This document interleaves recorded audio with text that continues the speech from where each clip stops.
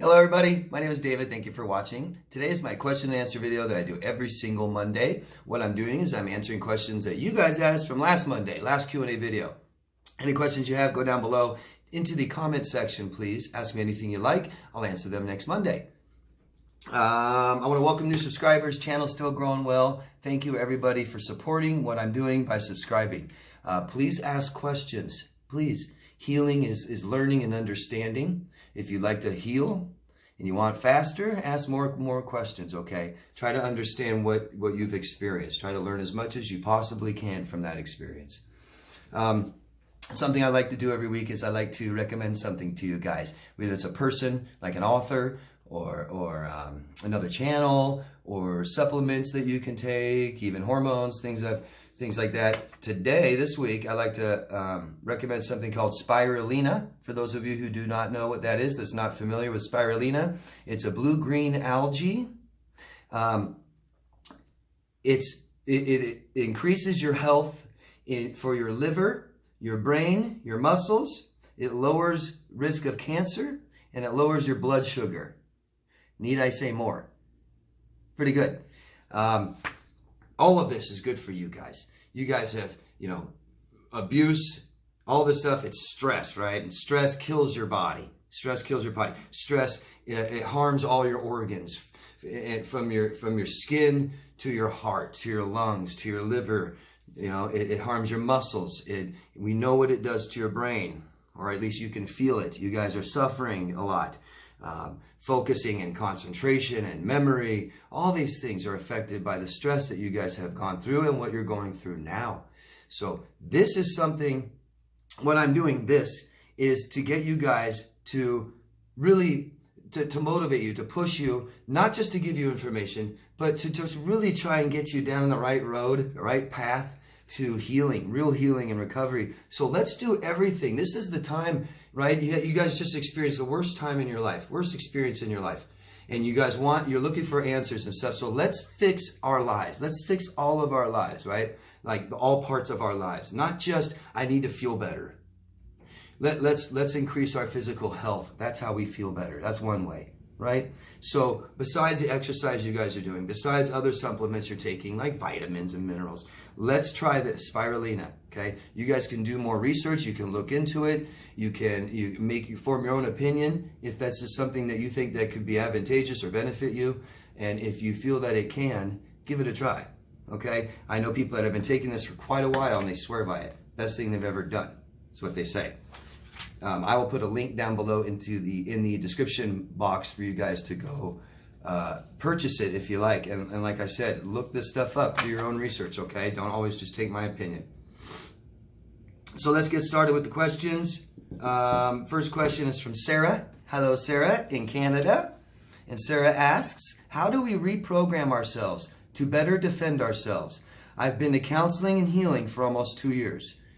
That's a great question. That's what we're doing here, right? And all of you, if you're seeing professionals, okay, I hope that you have something in mind for what you want out of it, a goal, right? First thing I do with my clients is ask, what do they want from me? What do they want from this? The very first hour, I tell them, if we never talk again, let's just focus on this hour right now. This might be the only time we talk. What's the best way I can help you? And then I try to keep focused on that and not get steered off. And I say, well, remember you wanted help with this today. We only have an hour. If you're not being challenged, you may need a different professional, a different therapist or a counselor. Okay?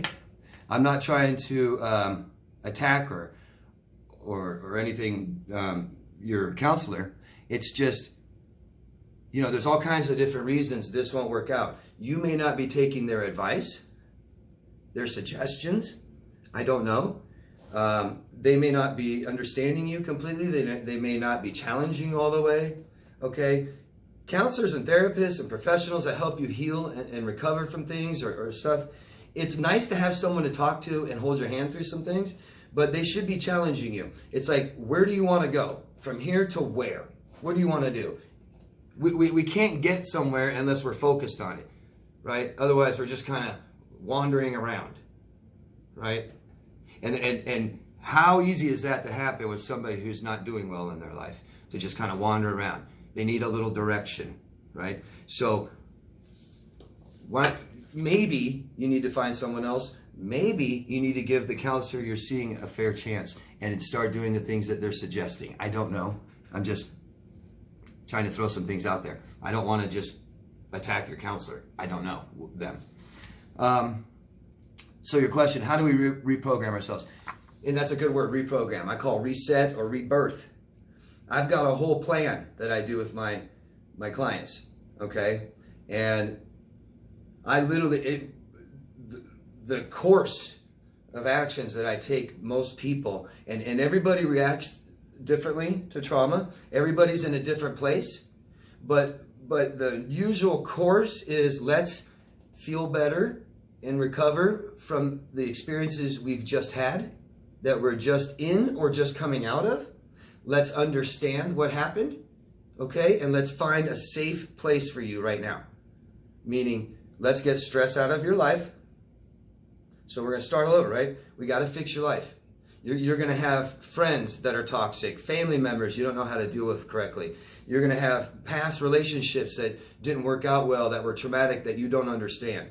So we're going to go backwards, right? We're going to keep you safe right now. What do we need to do? We need to get rid of this stress. You know, maybe we need to stop this, quit that, and tell this person, sorry, I can't talk to you for a while, and tell your family, sorry, I need to go away for a month. No stress. How can we recover from stress while we're in it, right? So we need to get the stress out of our life as much as we can, and then we start learning and healing from the things that just happened, and we go backwards. So the relationship you just got out of, if that was the problem. And then we want to feel better and understand our childhood, our past lives. We don't want to have things in our lives that we're ashamed of, things that hurt us, things we don't understand, think that it's our fault, that we're bad people, all this stuff, okay? And then from there, we start learning skills and things. I try to change the way people think. So it's a total reset, right? Totally. And I start with, like I recommended last week, I think it was, cold showers. Cold showers, it resets you. It does. We need to change our environment. You guys have neural pathways that have been built and formed to deal with this trauma, okay? So we need to, and that's the way you're thinking. You're hypervigilant. We need to stop this stuff, right? So we understand what happened, so we don't think about it anymore. It doesn't bother us anymore. And then we start focusing on future. Future. Where do we want to be? How do we get there? Every single thing we do should help us get there. Don't be distracted. Don't sit there and fight with people. You know, don't do things you said you didn't want to do. So someone like a professional, a counselor, a therapist, a life coach helps you do that, helps you stay focused and knows how to do that, okay? Knows how to get you there. So a reprogram, reset. I start with colon cleansers, body cleansers. I start with cold showers. I start with starting to take care of yourself completely, right? So we work out. We take care of our skin, our hair. We put on makeup. We shave our bodies and our faces. And we get nice haircuts. And we do our hair every day. And we wear nice clothes every day. Just clean, decent clothes. Look nice. And we keep our house in order, right? And things like this. Okay? We start getting better sleep. We start meditating, controlling our breathing. We start listening to beats to help our heartbeat. These things reset our autonomic nervous system. There's a lot of things that we can do to reset, reprogram, but we've got to change completely where we are, right? So I get people to change their environment, move, redecorate, move your furniture around, get rid of every single thing that reminds you of this person and this relationship. We're starting all over. If I could get you to go on vacation and travel, great, wonderful. Hope that makes sense. There's all kinds of things we can do. Oh, I covered a bunch of those for you, Sarah. But I would recommend probably seeing someone else. Because you've paid for a therapist, you paid for a counselor for 2 years, almost 2 years, and you're asking me how to better defend yourself against abusers. Doesn't your counselor know? Are they telling you, or are they not, and you're not listening, or are they not telling you they don't know? Not good, right?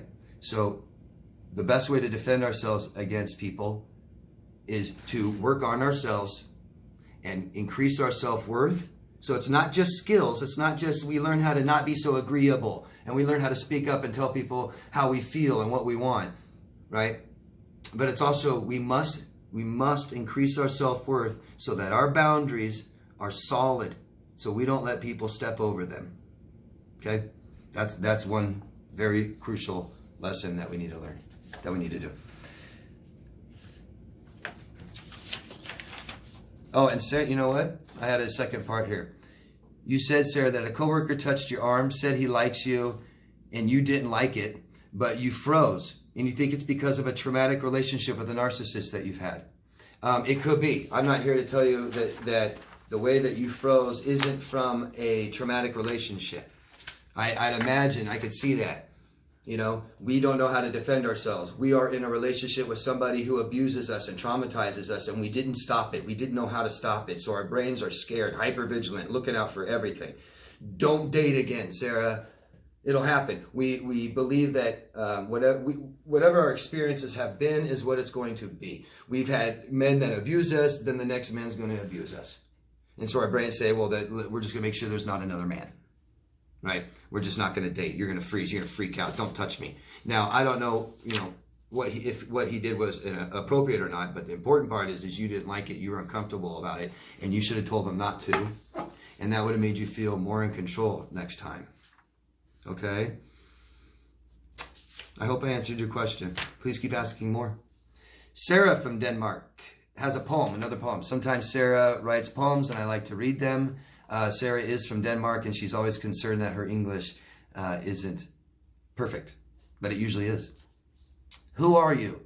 You are the one you have always been, but how you become depends very much on how well you get to know the one you have always been. And I think that's perfectly well said, right? We need to know who we are. We need to find ourselves, have a relationship with ourselves to better give ourselves what we need, right? Perfect. And then another Sarah, a different Sarah, says, I'm confused about cause and effect. He said he's angry because I excuse it. He got into porn because I didn't give affection enough. He said he is responsible to choose porn, but that you don't help him. You don't have to.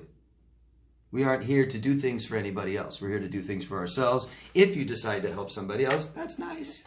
That's great. But his entitlement and expects you to help him is not right, and it's irresponsible. He's putting responsibility onto you.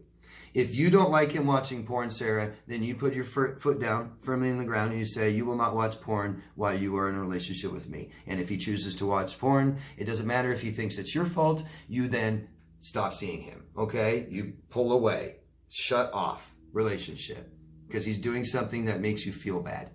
I don't care if he intends on doing it intentionally, or it's an accident, or if he's not in control, or if it's all your fault, which it isn't. Cause and effect.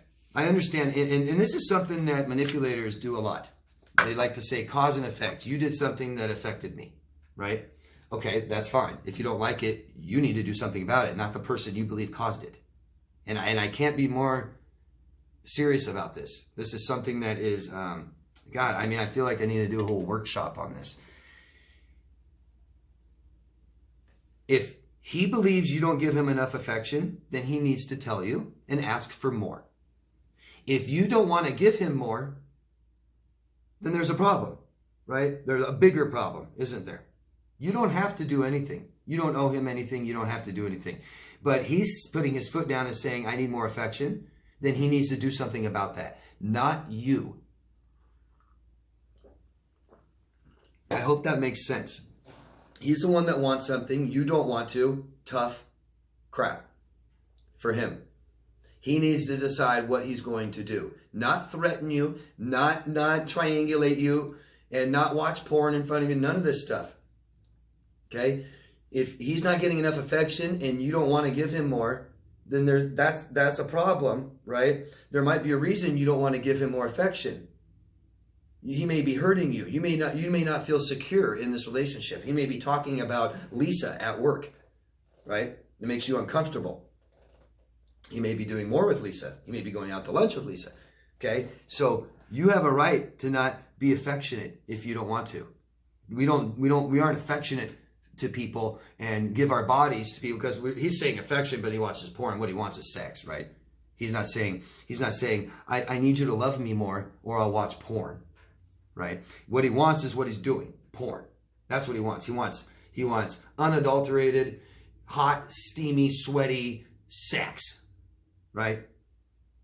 Sex. He wants sex. He doesn't want love. He wants sex. If you don't want to give him sex, you better not. That's good. If he wants to sit there and guilt you and shame you and all this stuff, do you see what he's doing now? That's even that's a bigger problem. He's abusing you. He's intentionally hurting you. He's manipulating you. He's not respecting your wishes. He's not respecting how you feel. How about we get to the problem of why you won't want to have sex with him? Is this just something that he's addicted to sex, or he just likes sex more than you and you don't want to give it to him, so he watches porn? Then you guys may not be right for each other. He should probably be with somebody who also likes watching porn with him. There are women like that, right? There are couples that enjoy watching pornography together. There are couples that don't care about who each other are, just what each other are, and like to just have sex and not make love and stuff like this. Does he make love to you? Is making love to you important to him? Does he emotionally connect with you and tell you everything he's thinking and feeling? Stuff like this. I doubt it. So I think, Sarah, that you're dating somebody who doesn't care who people are, that he just uses them for sex and status, and he cares about how people look, not how they feel, not who they are. You know, how well does he know you? How well does he know who you are, what you're scared of, what you like, what you want, what you need? How well does he know you? I'd be really interested to know that. Some of my female clients will date their abuser for 5 years, and I will get to know them and who they are more than their abuser knew them in like 2 hours. I will literally get to know who they are, what they like, what they feel, what they think, what they want, what they need, things they're interested in, things they aren't interested in. I'll know these things about my clients in a couple hours, and their significant other that they lived with for 5 years doesn't even know these things. Why? It's not important to them. If it's important to you, date somebody else who holds those things important. There are different people, right? See, you think like this and they think like this, but you want them to think like you do. So those are expectations, right? We expect our partner to want to have sex 5 times a day. We expect our partner to want to make love. Making love should be important to you. Oh, it's not? Well, it needs to be, right? You better start making love to me. And we don't, no more just sex. We're going to make love now. And we're only going to do it, I only like to do it, spontaneously, every once in a while, right? And he's saying, no, I want to just have sex 5 times a day. That's it. See? Different people. Completely different people, right? Totally. Okay. Fit Mama Roberta from the Bay Area, hello. What is your insight for others and myself who have processed abuse? And do we keep watching videos and educate ourselves on narcissists? Well, you can if you want to. So why do we do that? After we are abused by a narcissist in an abusive relationship, so we watch videos on narcissists, watch videos on narcissists, watch videos on narcissists. A part of it is that ruminating factor, right? We have no control over our partner anymore. They're not with us anymore. They won't do what we want them to do anymore. They're with somebody else now. We don't know what's going to happen. We have a little bit of hope that there's a chance for us, and I miss them and I love them.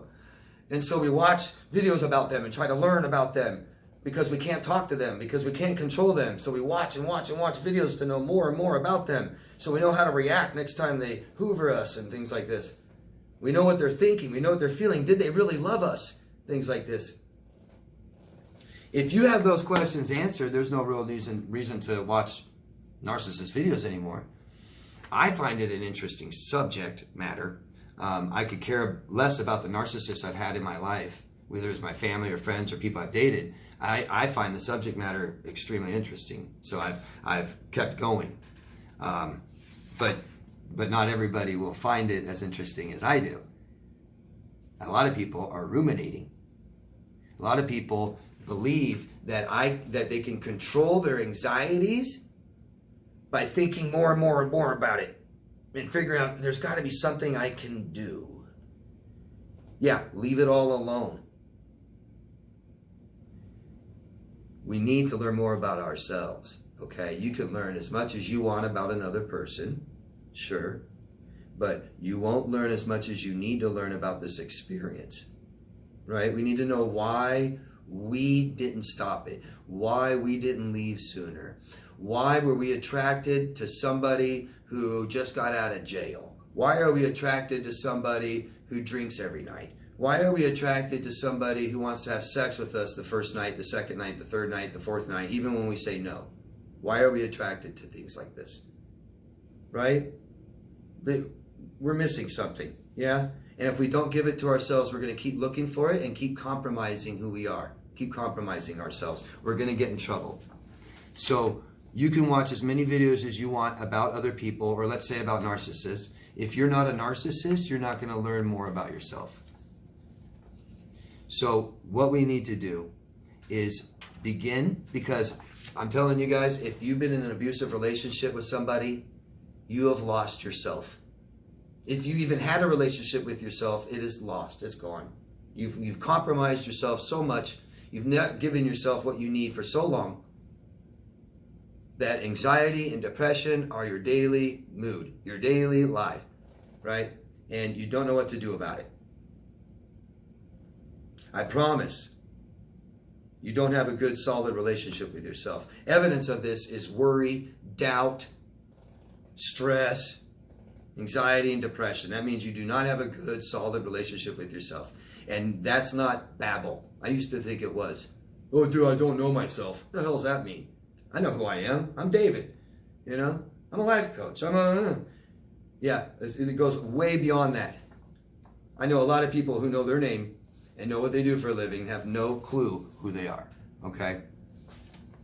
Mia from Stockholm, Sweden. Hello, Mia. Why do narcissists still come back, hoovering you, wanting you back, even though they know this about you? And, you know, I'm sorry, I should have written down what you said earlier. You were saying something to the effect of, you know you don't want them back, and they know that. They know that you know who they are, but they still hoover you, right? They still hoover you.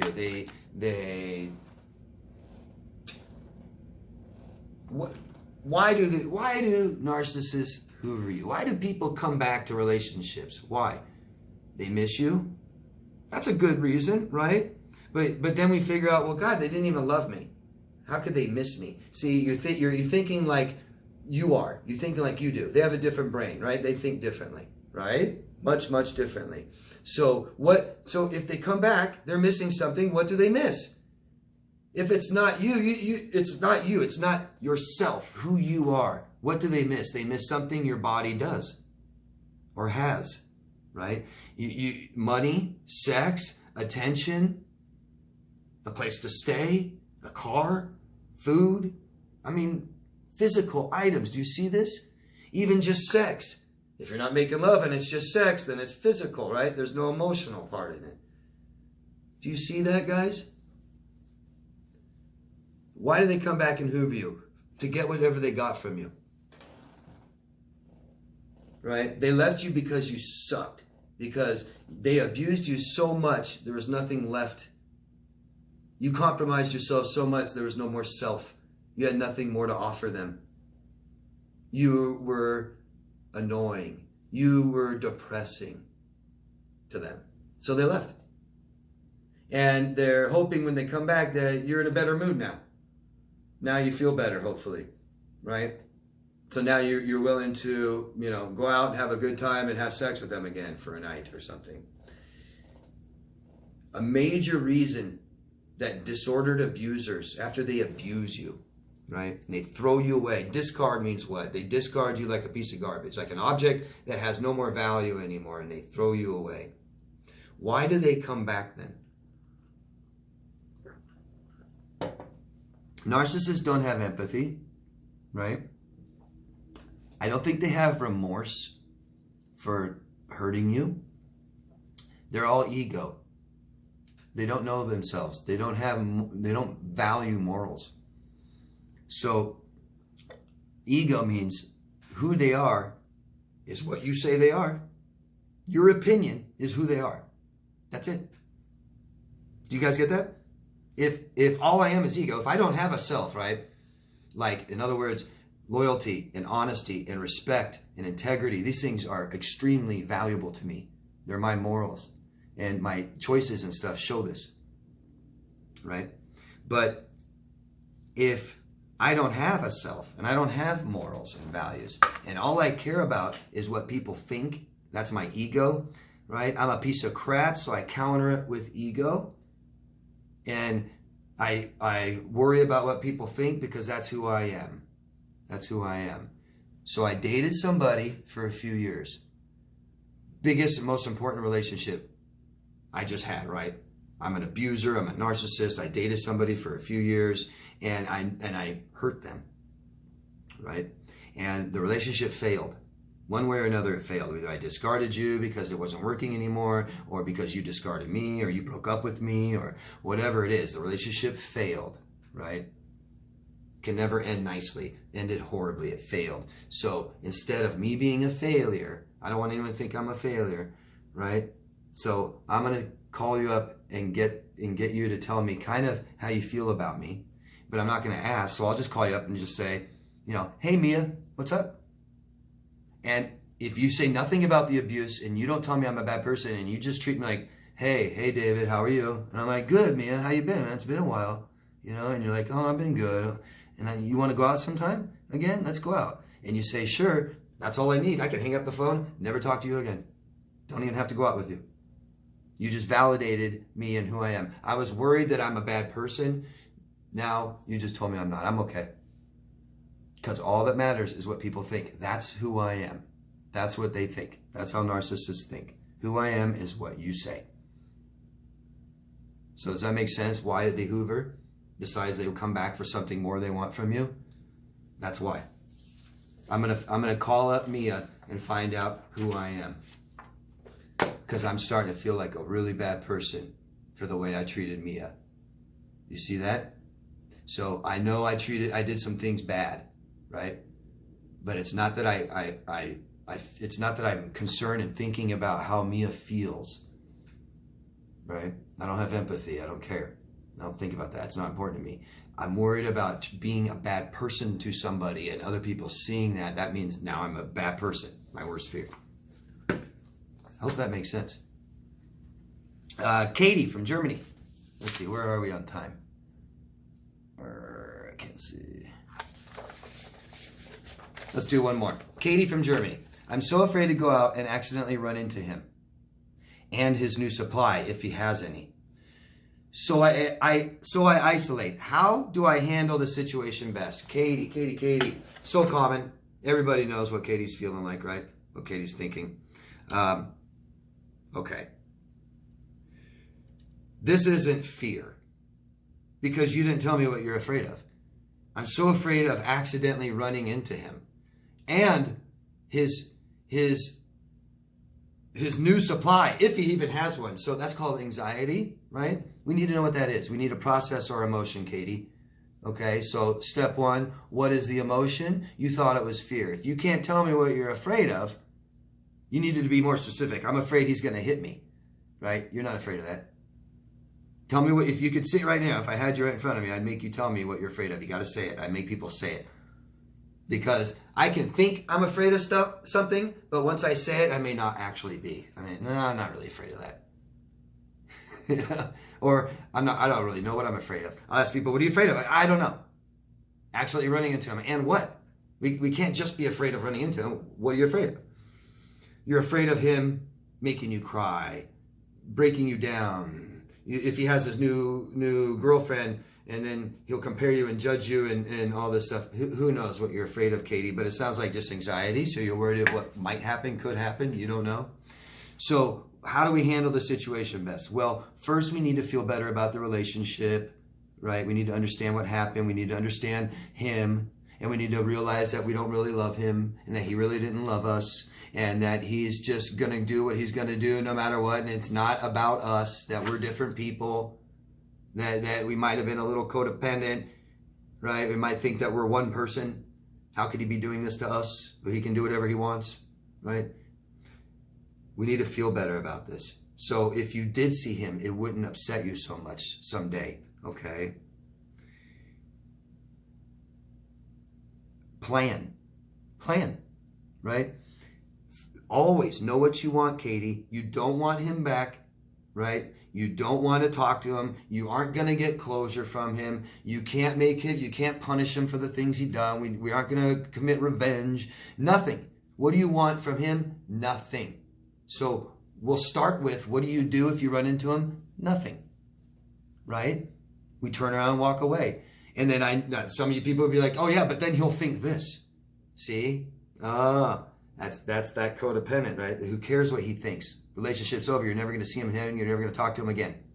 He abused you, right? So we don't care what he thinks. We just stay focused on what we want. We want to recover. We want to heal. We want to be happy. We want to date somebody else someday. We want to stay away from him and never talk to him again. So what do you do when you see him? That. Stay away from him. Don't talk to him. Blah. Okay? Maybe someday you'll feel okay about it. When you ever see him, you could say hi to him. You know, act mature. I'm telling you guys, acting mature and doing things and handling things maturely is what kills them. You guys, trust me on that. Okay? Not fighting with them, ignoring them, being happy and successful and stuff, that's what kills them. Trust me. Staying with them, fighting with them, abusing them back, revenge, that doesn't do it. Let's stop part 1 here. Okay, and I'll start part 2 in a few minutes. Thank you guys. If you could help me and support what I'm doing, vote for the video, comment, ask a question, subscribe to the channel, share, post this video in other places, forums and groups, okay? Thank you all. Love yourself first. I'll see you in part 2. Bye.